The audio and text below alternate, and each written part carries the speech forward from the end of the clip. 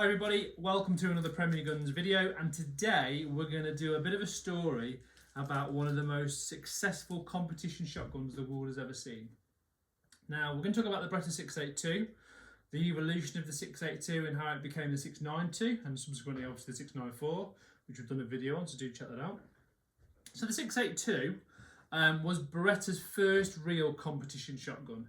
The 680, having been launched back in the late 1970s, 77, 78. Again, we've done a video on the birth of the 680, so feel free to check that out. And then in about 1983, from memory, 83, 84, the 682 was born. Now, the 682 was Beretta's first and at the time only competition shotgun, in that it was available in a sporting, a trap, and a skeet specification.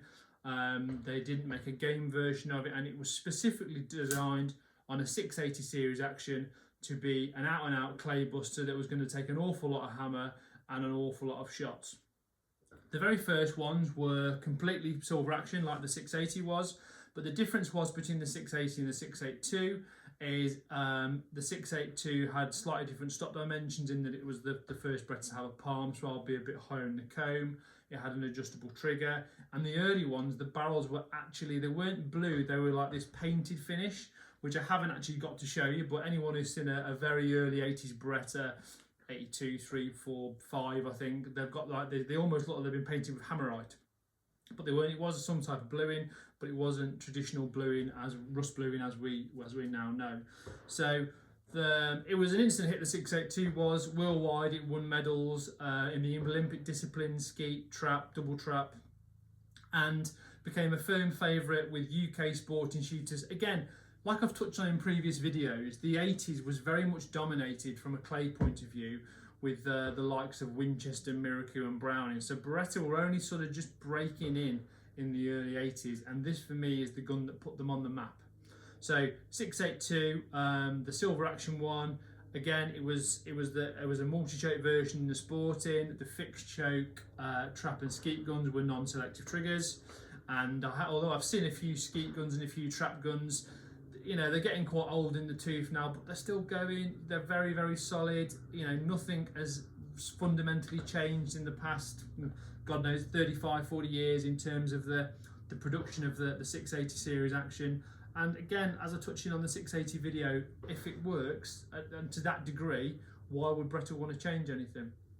So the original 682 was, like I said, plain silver action. The Sport has had the traditional sort of 15mm rubber butt pad on, and interestingly enough, all the early 682s, and this is an early-ish one, had a beaver tail forend in the sporting guns. So they then moved on about 1987 from memory to something called the 682 Super Sport. Now this was a slightly different version of the 682, in that it had a black action, had a Schnabel forend, one of the first competition guns to have a Schnabel forend. But what was interesting with the 682 Super Sport is the barrels were factory ported. Now, if you go back into the late 80s, early 90s, porting was really, really popular, particularly in the States, in terms of reducing muzzle flip, reducing felt recoil. And Beretta cottoned onto this and thought, let's make a gun with factory ported barrels. And that was the 682 Super Sport. 682 Super Sport didn't run on that many years, I think probably 4 or 5 years to be fair, because in all fairness, porting is a bit of a Marmite thing. People, you know, people who have got it will say how great it is. People who haven't got it will say they don't want it because they don't want to clean the barrels, they don't want to clean the chokes. But because it was quite heavy in the barrels anyway, I've shot a couple of 682 Super Sports, not convinced the porting worked, but you know, again, manufacturers have to keep moving forward and changing things and doing different stuff, and that's where the 682 Super Sport sort of fitted into the range of the 682. This particular gun I've got here is a 1989. Now this is a 682 Deluxe. Now this is a limited edition gun that did actually run from about 1986 to about 1990. It was called the Deluxe because it was an engraved gun. It had higher grade wood, and I think what Beretta realised is the 682 was breaking records worldwide. It was really, really popular, but people also wanted a slightly prettier gun, And when you've got Browning and Miracle that were knocking out, you know, a range of grades in their competition and their game guns, like a grade 1, a grade 3, a grade 5, people just wanted the reliability, the feel, and the durability of the 682 was something a bit more special. And this was the result. This is the 682 Woodcock, and you can see there it's got a vignette with a woodcock on the side. Now these guns were hand engraved and machine polished internally, so if you take the stock off, it's all nicely engine turned because they were hand finished. Now this one being a 1989 gun, they'd moved on to matte finish barrels by that time, like a semi-matte, to be honest with you. Ventilated, the 8.5 to 10mm sporting rib, which we still have on Berettas today, with the sort of true glow orange foresight bead, which again was the norm in the late 80s, early 90s. That's what came on Beretta Sporters. The game guns were still fitted with brass beads, but on the Sporters you would always get this little sort of orange thing that was inlet into the top of the rib. Mobile multi-chokes again, adjustable trigger. It was in essence a 682, but it was a much prettier version. This one has got high grade, like American type walnut on it, with the hand engraving of the woodcock and the scroll work, nicely finished on the bottom, so 682 DL. And because these were quite a lot of money, you don't see many of them today. I've seen quite a few trap ones. I've only ever seen one skeet one, and the ones we tend to see in the Sporters are the 28-inch barrel ones. This one is a 30, which is much less common, because again, I keep reverting back to history if you like, but late 80s, early 90s, 28-inch sporting clay guns were still very, very much a thing. You know, you'd got things like the Winchester 5500, Browning 325, which was coming in at that sort of time. And again, when we see those, a lot of them are 28-inch because 30-inch just wasn't really the norm at that time. It was just sort of coming in. Adjustable trigger, nice matte finish trigger guard with the word sporting on it, with a bit of engraving, which again you did get on a 682, but you did on a standard 682, but you didn't quite get the engraved bottom bit. Okay, so that is a really, really, really special gun, which was the premium version of the 682 at the time. Probably cost 25, 30, maybe 40% more than a standard 682, which is probably why you don't see many of them, because it was an expensive gun at the time. Now the Silver Action 682, probably most famously shot in the UK by Barry Simpson, who was at the time before GMK it was called Gunmark. He used to work for Gunmark. I believe he had a lot of input into the 682s with the longer barrels being produced and brought into the UK, and himself put one to very, very good use for many, many years, won a lot of championships with that gun, and really gave it that sort of cult following that it's got in the UK with clay shooters of a certain age. And the Silver Action 682 didn't have many changes. They did go to fully matte barrels, and it finished in, from memory, about 1992-93. Now there's quite a lot of the 32-inch guns knocking around, the sporting guns, whereby the barrels and the action frame number don't match, because that was again part of the Barry Simpson era. And what he was doing is he was putting 32-inch tubes on standard 30-inch gun actions, and that's why you don't tend to see many that are fully stamped up and serial numbered correctly. If you do find one, it is quite a rare gun. I've only ever seen a couple. Just a bit of pointless trivia for you there. So 1992-93, again, the 682 was winning stuff worldwide on the Olympic ski and the Olympic track disciplines, and it had a great following, but they tried to ramp it up again. And then what they did is they came out with something called the 682 Gold. Now, the only real difference was cosmetic, because the barrel system, the boring, the chokes hadn't changed. They were still using 18.4 tubes, they were still using mobile chokes. But again, it was just a slightly different version, and we've got one here, the 682 Gold. This is a really, really nice example, and they use this sort of, they called it grey stone finish. So it's kind of a shiny grey finish. With gold writing on, so you've got P. Beretta on the side in gold, which again, the original 682 had, so there wasn't a great deal of change. It was just the cosmetics of it. And what they did is they put the Trident logo on the bottom with this kind of crest, and it just looked a bit fresher, a bit cleaner with the darker action. Again, it would have a standard sort of palm swell 36, 56mm droplet cone for the sporting guns, and they also started to change the recoil pad at this point, whereby on a lot of the 682s, particularly the Super Sport, for some reason had a wooden butt plate. They then started to use this kind of leather face stuff. The whole idea was that it would slide nice and easily. As per the previous 682 models, this was again only produced in a skeet, sporting and trap variant. It is worth pointing out, I did actually once see a 682 20 gauge, but I think it was a set of 20 bore 682 barrels that had been fitted to a 12 bore frame. I can only assume that was probably built for the American market from a NASA skeet type of discipline idea sort of thing. Adjustable trigger, again with the gold, they moved up to a gold trigger. Matte finish barrels, as I've said, and these are proper matte finish barrels. Now this gun's quite interesting because what Beretta did is they moved away from the standard tapered rib and they started using a tramline, which at the time was something that was more a sort of a Miracle or a Browning trait, but they decided to put a tramline on this model alongside with some of the 687s of the period. So this gun is a 1996, I believe, and what's interesting about this gold is this was at a time when Beretta experimented with barrel lengths. So domestically, from a competition point of view, Beretta's biggest competitor has always been Perazzi, and for years Perazzi have offered a plethora of different barrel configurations in terms of ribs and in terms of barrel lengths and barrel weights. Now, obviously, the difference between Perazzi and Beretta in terms of manufacturing is huge because Beretta are hugely mass produced, whereas Perazzi are largely hand finished. So they produce a lot more guns at Beretta than they do at Perazzi. So, but what Beretta did is they played around with barrel length, and this gun is a 30 3/4, which at the time was available on a Perazzi model, which would have been an MX8 at the time. And Beretta decided they were going to experiment with these barrel lengths, and they did a 29.5, which they'd done previously.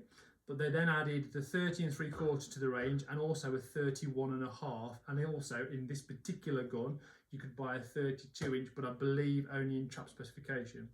So that would be fixed choke, full and 3/4. And again, it's just simply a question of, you know, changing things up, being slightly different. And it would have worked because people will have thought, well, I like the 30-inch, but 32 is a bit long. And so instantly they had two different options, 30 3/4, 31.5. I don't think they sold tons in the UK because you don't tend to see many. There may be guns lying in cabinets that have been well loved and cherished and people will never get rid of, I don't know. But from a retail point of view, we see a lot of shotguns and we don't see many of these in the more obscure barrel lengths. So 682 gold, popular gun, 92, 93, 94, 95, 96, I think even 97. Again, available in the trap and the skeet specification. Gold skeet, very, very rare. Gold traps, not quite so rare. Sporters, obviously, because the UK is a huge sporting platform, they sold a lot of sporters. And then in 1999, straight 2000, they really changed things. And they launched the 682 Gold E. So the Gold E was the first Beretta to use the Optima choke system. Now this particular gun we've got here is a Gold EX trap, simply because I haven't got anything else to show you. And this became really, this ramped things up in terms of being modern. You know, they'd gone from the almost stagnated look of the 682 back in 1984. They'd only changed the graphics and they'd not done much else. They changed the colour of the trigger. But this was revolutionary in terms of what it offered in terms of performance. So this is the first gun where they overbored the barrels, first competition gun. So they went from 729, which was standard sort of 12 gauge 18.4, up to 734. So what that did is essentially gave an overboard barrel, and then they coupled it with longer chokes. Now the Optima chokes, which were double the length of the previous mobile chokes, and combined with that barrel configuration, reduced recoil, gave better ballistics, and everyone went mad for it. On top of that, they changed the graphics completely and put this kind of swirly job on the side, and really, really made it modern looking with this fish. I mean, I hate this, I'll be honest with you. This laser cut fish scale checkering. I much prefer the traditional stuff, but that's just me. But at the time, it looks so different from the 682 Gold that it had just replaced. It sold in its bucket loads. I can remember selling the very first one we had at the Stafford shop, and I think it was maybe at the Western Park Game Fair. We'd literally just had a couple in, and within like 20 minutes, someone had walked on the stand. Oh, that's a new Beretta, I'm having it, and it was simply like that. And also, because the barrels were overboard, it made the gun a bit lighter. So this made now that the 32 inch was a better option, even for not someone that was massively tall. So the Sporters were available in 28 inch 30-32, and the Skeet guns 28 inches standard, and the Trap 30-32. All the early Trap guns were fixed choke though, 3/4 full non-symmetric trigger. So even the action, I mean, everything changed about the gun. The design of it, the graphics of it, the colour of the action. They went to this kind of nickel stuff, which works really well in terms of rust inhibition, etc. And the matte finish barrels went. They obviously decided that wasn't working. They went back to this kind of even better gloss than they'd done previously. And just worth pointing on, although this is the high rib 682 Gold EX, they had this gun before in the 682 range called a 682X, which was a Monte Carlo step rib trap gun, which again had a huge following of trap shooters throughout the 80s and the early 90s. So 682 Gold, again, Beretta had experimented on the 682 Gold with a adjustable comb system. If you ever see one, it's really weird because it kind of comes off the back, and there was 3 different combs supplied with it. With the 682 Goldie was born the memory system, which is not the best in the world, I have to say, but at the time it was new, it worked. So this is fully adjustable for windage and elevation, whereas previous models it was just about the height. It was just about getting the gun a bit higher in the comb. Now the shooter had no end of choice in terms of setting the gun up to his requirements, because you'd already got the recoil pad, which was interchangeable, and then you'd got the comb, which could be adjusted a bit as well in the Sport and the Trap specification. Beavertail forend came as standard on the adjustable Sporters and on the Trap and the Skeet guns, although with the Sporters they carried on with the Schnabel design like we saw on the 682 Gold Sporter earlier. With all 682s, the screw on the side of the barrel is removable. So the idea behind this was the gun's going to get an awful lot of use, a lot of clay shooting, and then should the gun become a bit slack, what you could do is you could then put an oversized wedge, we'll call it, into the barrels, which would tighten things up nicely, and away you go. Throughout the process, the 682s, apart from the early ones which came in cardboard boxes, they were all very nicely presented. This is the original case for the 682 Deluxe we've got here. By the time we got to the Goldie, they changed them slightly. They were a darker blue with choke boxes and etc. But the Goldie was a real big turning point for Beretta's success in the UK, because it just changed massively from the 682. What's interesting is on the 682 Goldie, they went backwards almost from the rib design of the Gold, and they did away with the tram line, went back to a file cut rib. So if you do look at a 682 Goldie, it will not have a tram line. And that was it. The 682 Goldie continued to be popular worldwide with shooters, continued to win medals, a lot of followers, and then it got to the point where about 2011 it had a few facelifts. They'd put steel banded chokes in it rather than plastic ones. They'd changed the checker in, but it was really quite a tired design, 11-12 years old, and it did need revamping. And that then brought us on in 2012 to the completely different 692, which we'll cover in a separate video. So that is the Beretta 682 story, one of the most successful, affordable competition shotguns the UK has ever seen. I'm personally a big fan I'm not a huge fan of the Goldie, just because I don't like the aesthetics of it, but all the earlier models, I've got a fond place in my heart for them, because I've sold tons, shot tons, seen tons. If you've got a 682 or you want to know anything about them, then comment below, get in touch, give us a call, drop us an email. We've usually got a few knocking about if you want to come down and have a go with one. Thanks for watching. Please like and subscribe to the channel, because we can't do this without you guys, and we look forward to seeing you next time. Cheers.